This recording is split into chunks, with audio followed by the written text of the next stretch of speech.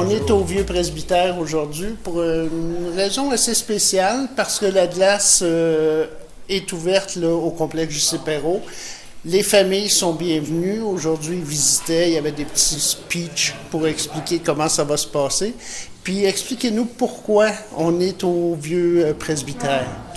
Pourquoi on est au Vieux Presbytère? Il faut savoir que ce bâtiment-là avait déjà une vocation de centre communautaire, mais le bâtiment est tellement grand qu'on ne pouvait pas l'utiliser dans sa totalité. Et quand on regarde ce qui est en train de se faire avec le complexe J.C. Perrot, l'implantation du programme Ulysse, Sport-Études, et suite à différentes visites qu'on a faites aux États-Unis, ce que vous avez entendu parler dans le passé avec M. Marcoux et compagnie, et puis Denis et toute la gang d'Ulysse, vous savez que le rêve ultime, c'est de faire un peu comme les campus universitaires aux États-Unis. À ma connaissance, c'est pas quelque chose qui existe dans la région. Fait qu'on veut vraiment créer ce modèle-là. On est loin encore d'un campus universitaire à l'américaine, mais il faut commencer quelque part. Puis aujourd'hui, ça commence, surtout dans une région, vous le savez, défavorisée, une région qui réussit difficilement au niveau des études. Fait que je pense que pour nos jeunes, les jeunes de l'extérieur qui vont s'installer ici, je pense qu'ils vont être gâtés et vont devenir, on l'espère, des mentors pour les jeunes de la région de Saint-Roch et des alentours. Puis le rôle du Vieux Presbytère, là, face aux jeunes d'Ulysse, ça va être... Nous, par exemple, comme Ulysse, on fait à peu près 8 ans qu'on voyage aux États-Unis, voir les campus, tout comment ça se déroule. On voit qu'aux États-Unis, il y a quand même je cherche le terme, là. La fraternité qui s'installe. Une fraternité qui se fait entre les personnes qui vont les écoles là-bas. Nous, on veut créer ça aussi au programme Ulysse. C'est que nous, Ulysse, c'est une famille. On travaille tout le temps ensemble. On est là pour le bien du jeune. C'est pour ses études.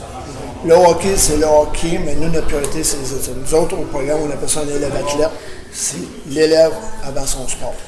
Puis ici, quand on a parlé avec M. Lucas, puis toute la région de Montcalm, on a vu ça. C'est notre rêve. Puis, exemple, c'est le rêve de M. Marcoux, que ça fait 7 ans qu'il rêve de réussir ça. Il l'a réussi.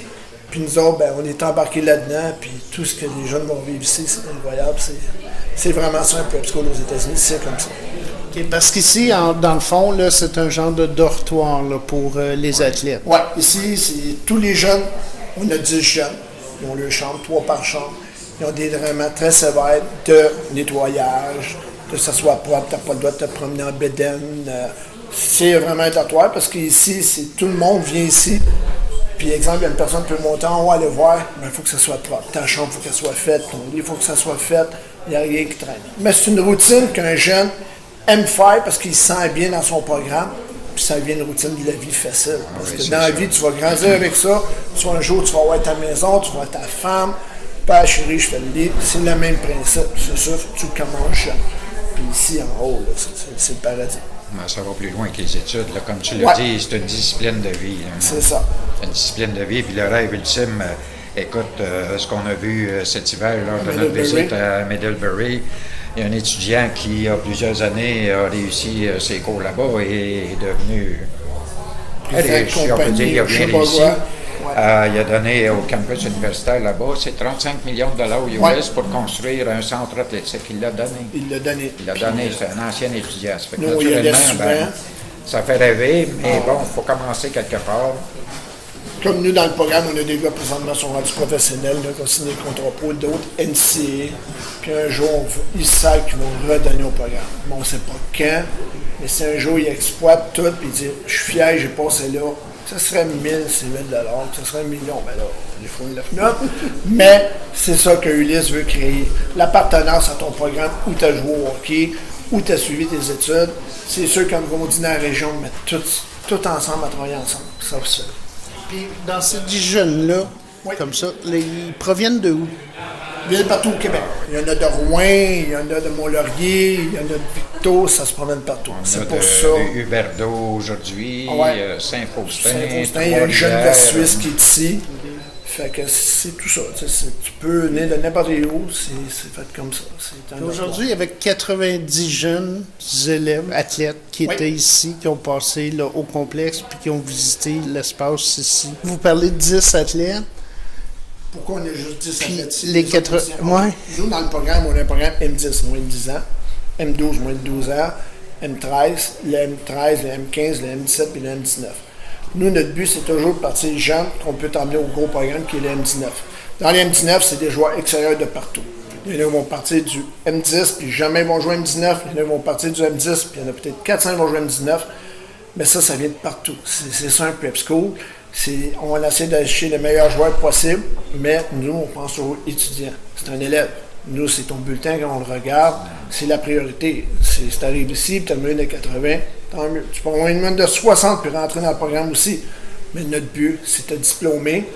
Puis avec ça, ben, tu suis les étapes. Les étapes d'un joueur, pas jouer en Ligue nationale, c'est la même chose. Tu montes. Si un jour tu es choisi M19, tu es un gars choyé qui a travaillé dans le programme pour se rendre là. OK. Fait que les M19, c'est eux autres qui vont héberger ici, là. On a 2 M19. OK. On a... C'est pas simple. Non, c'est pas pour ça. ça, je sais Non, pas non. ça. Il y en a 2 M19 ici, qu'eux autres, en réalité, on pense qu'on va leur donner la charge de s'occuper des jeunes, de leur faire comprendre c'est quoi Ulysse, puisqu'il y en a un en haut qui a déjà joué Ulysse, fait qu'il sait c'est quoi. Il y a des M15 du secondaire, puis il y en a des M17 qui vont aller à l'Odyssée, mais ils vont tous rentrer dans le pattern de comprendre c'est quoi vivre une expérience avec Ulysse, puis c'est de grandir là-dedans. OK.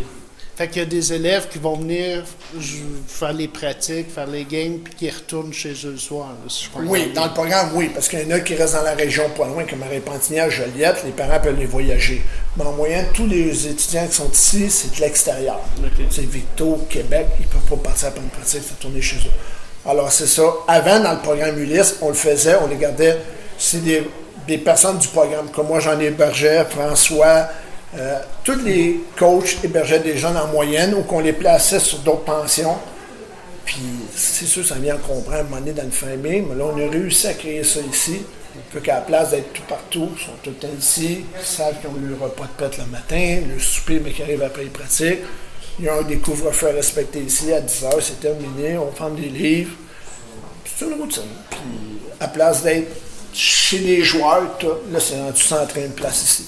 Et puis, comme élus, comme décideurs, quand on regarde à long terme la vision, naturellement que lorsqu'on amène des jeunes à Saint-Roch-de-Lachigan ou dans la région, on espère et on est sûr qu'ils vont réussir avec Ulysse. Ça fait que dans 5 ans, dans 10 ans, dans 15 ans, moi j'ai bon espoir que ces jeunes-là, il y en a qui vont revenir ici, qui vont ouvrir des entreprises, des commerces. Vous savez, on s'est donné comme mission il y a quelques années à la MRC d'enrichir la région, de créer de la richesse. Ça se fait pas n'importe comment. Il y a différents moyens d'y arriver. C'est pas le seul moyen, mais je pense que c'est un bon moyen pour y arriver en donnant la meilleure éducation possible à nos jeunes, en leur donnant aussi l'amour de la région.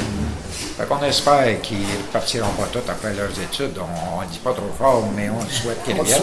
Peut-être qu'ils vont rencontrer des belles filles ici dans le coin, ils vont peut-être les marier et rester ici. En tout cas, c'est tout ça. C'est tout ça. Même nous, des vétérans qui sont déjà partis, sont ailleurs, des Xavier Ouellet qui jouent il appartient à Détroit, Étienne Marcoux en Inde, tout ça. Ils vont venir voir les jeunes ici, ils vont lui expliquer c'est quoi.